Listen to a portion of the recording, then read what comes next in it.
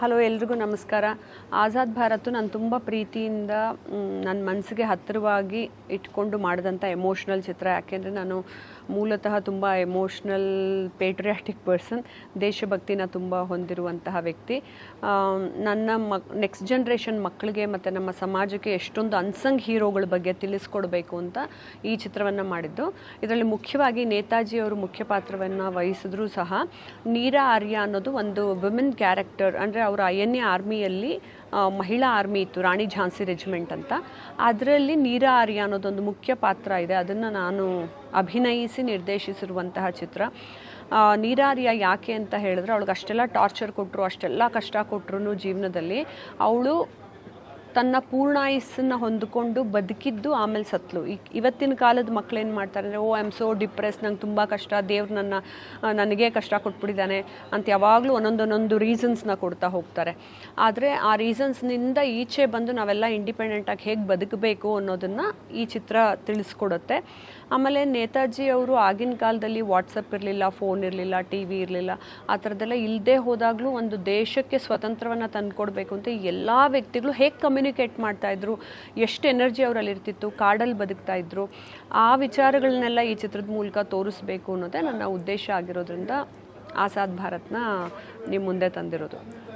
ಇವಾಗ ಜನವರಿ 2ನೇ ತಾರೀಕು ಈ ಚಿತ್ರ ಪ್ರಪಂಚದಾದ್ಯಂತ, ಮುಖ್ಯವಾಗಿ ನನ್ನ ಭಾರತ ದೇಶದಲ್ಲಿ ರಿಲೀಸ್ ಆಗ್ತಾ ಇದೆ. ನೀವೆಲ್ಲರೂ ದಯವಿಟ್ಟು ಥಿಯೇಟ್ರಿಗೆ ಹೋಗಿ ಚಿತ್ರವನ್ನು ನೋಡಬೇಕು. ನಮ್ಮ ಫಿಲಮ್ ಚೆನ್ನಾಗಿದೆ ಅದಕ್ಕೆ ನೋಡಬೇಕು ಅನ್ನೋದನ್ನು ನಾನು ಎಲ್ಲ ಚಿತ್ರಕ್ಕೂ ಹೇಳ್ದಂಗೆ ಹೇಳಲ್ಲ. ದೇಶಾಭಿಮಾನ ಮತ್ತು ದೇಶಭಕ್ತಿ ಮತ್ತು ನೇತಾಜಿ ಅವ್ರ ಬಗ್ಗೆ ಭಕ್ತಿ ಯಾರಿಗಿದೆಯೋ, ಗೌರವ ಯಾರಿಗಿದೆಯೋ ಅವರೆಲ್ಲರೂ ತಮ್ಮ ಕಾಲೇಜು, ತಮ್ಮ ಕಾಲೇಜ್ ಸ್ಟೂಡೆಂಟ್ಸು, ತಮ್ಮ ಪರಿವಾರ, ತಮ್ಮ ಮಕ್ಕಳು ಎಲ್ಲರನ್ನೂ ಕರ್ಕೊಂಡು, ತಂದೆ ತಾಯಂದರು ಸಹ ಥಿಯೇಟ್ರಿಗೆ ಹೋಗಿ ಚಿತ್ರವನ್ನು ನೋಡಬೇಕು. ಯಾಕೆ ಜನವರಿ 2ನೇ ತಾರೀಕು ರಿಲೀಸ್ ಮಾಡ್ತಾ ಇದ್ದೀವಿ ಅಂದರೆ, ಅದು ನೇತಾಜಿ ಅವರ ಹುಟ್ಟು ಹಬ್ಬದ ತಿಂಗಳು. ಯಾಕೆಂದರೆ ನೇತಾಜಿ ಅವರು ಜನವರಿ 23ನೇ ತಾರೀಕು ಹುಟ್ಟಿದ್ದು, ಮತ್ತು ಅವರು ತಿರಂಗ ಅಂದರೆ ನಮ್ಮ ತ್ರಿವರ್ಣ ಧ್ವಜವನ್ನು ಹಾರಿಸಿದಂಥ ದಿನ ಡಿಸೆಂಬರಲ್ಲಿ ಬರುತ್ತೆ. ಬಟ್ ನಾವು ಅದನ್ನು ಜನವರಿ 2ನೇ ತಾರೀಕಿಗೆ ನಾವು, ಯಾಕೆಂದರೆ ಶುಕ್ರವಾರ ಬರಲಿ ಅಂತ ರಿಲೀಸ್ ಟೈಮ್ನ ಆ ರೀತಿ ರಿಲೀಸ್ ಮಾಡ್ತಾ ಇದ್ದೀವಿ. ಆಮೇಲೆ ಇದು ಎಲ್ಲ ಕಡೆನೂ ನಿಮಗೆ ನಿಮ್ಮ ಹತ್ತಿರದ ಚಿತ್ರಮಂದಿರಗಳಲ್ಲಿ ರಿಲೀಸ್ ಆಗ್ತಾ ಇರೋದ್ರಿಂದ ನೀವು ಥಿಯೇಟ್ರಿಗೆ ಹೋಗಿ ನೋಡಬಹುದು. ಮತ್ತು ನೇತಾಜಿ ಅವ್ರಿಗೆ it's a tribute to Netaji ಅಂತ, ಅವ್ರಿಗೆ ಗೌರವ ಸಲ್ಲಿಸಬೇಕು ಅನ್ನೋ ಕಾರಣದಿಂದ ಇದನ್ನು ಮಾಡ್ತಾ ಇದ್ದೀನಿ.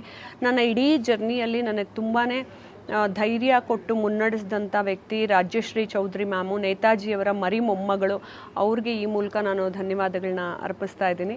ಅದ್ರ ಜೊತೆಗೆ ನನಗೆ ಝೀ ಸ್ಟುಡಿಯೋಸ್ ಮೂಲಕ ಈ ಚಿತ್ರವನ್ನು ನಾನು ರಿಲೀಸ್ ಮಾಡ್ತಾ ಇದ್ದೀನಿ.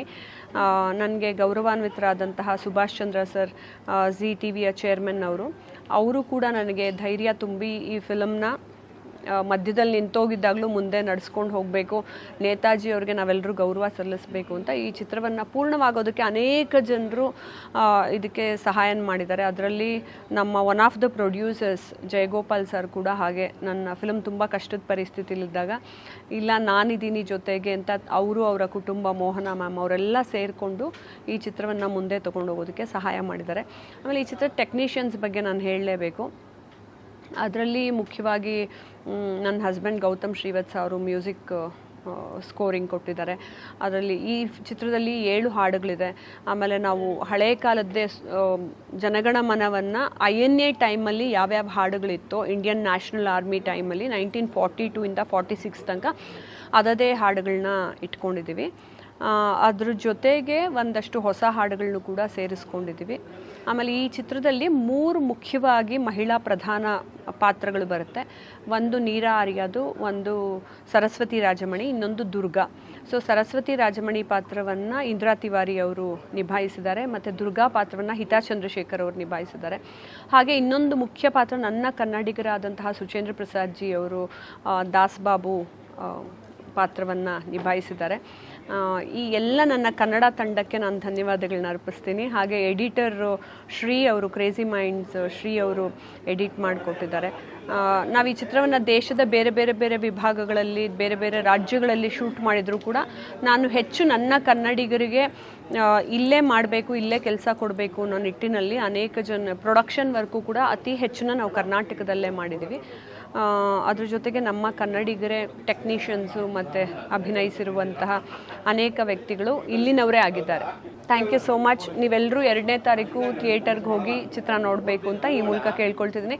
ಚಿತ್ರ ನೋಡೋ ಮೂಲಕ ನೇತಾಜಿ ಅವರಿಗೆ ಒಂದು ಗೌರವವನ್ನು ಸಲ್ಲಿಸಬೇಕು ಅಂತ ಕೇಳ್ಕೊಳ್ತೀನಿ. Thank you.